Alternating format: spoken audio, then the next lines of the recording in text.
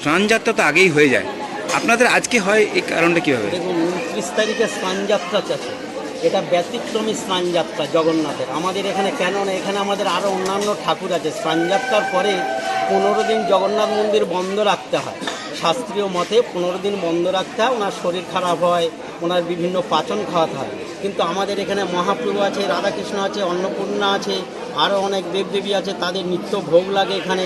সেই জন্য মহাপ্রভুর এই সিস্টেমটা, এটা সীতারাম বাবাই আদেশে সেই থেকে চলে আসছে ব্যতিক্রমী স্নানযাত্রা। স্নান করে ঠাকুর রথে উঠবে। এই অভিনব স্নানযাত্রা কত সাল থেকে হচ্ছে এটা? 102 বছর চলছে।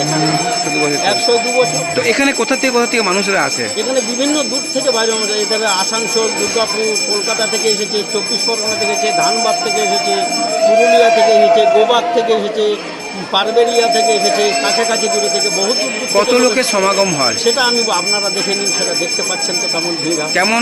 কেমন চলে আজকে থেকে? মানুষের দিনের দিন আনন্দ বেড়ে চলেছে।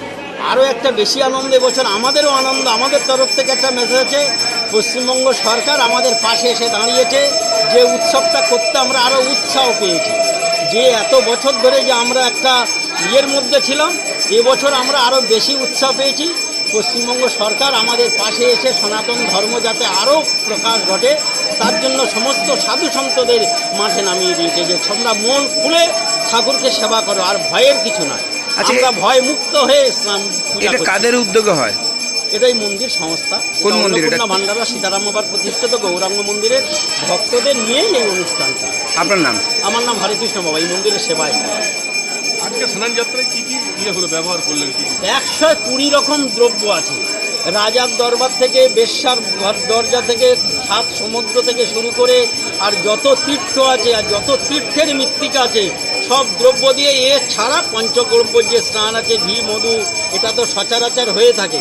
কিন্তু পৃথিবীর আমাদের যত তীর্থ আছে প্রতিটা তীর্থের মৃত্তিকা আছে এবং প্রতিটা তীর্থের জল আছে।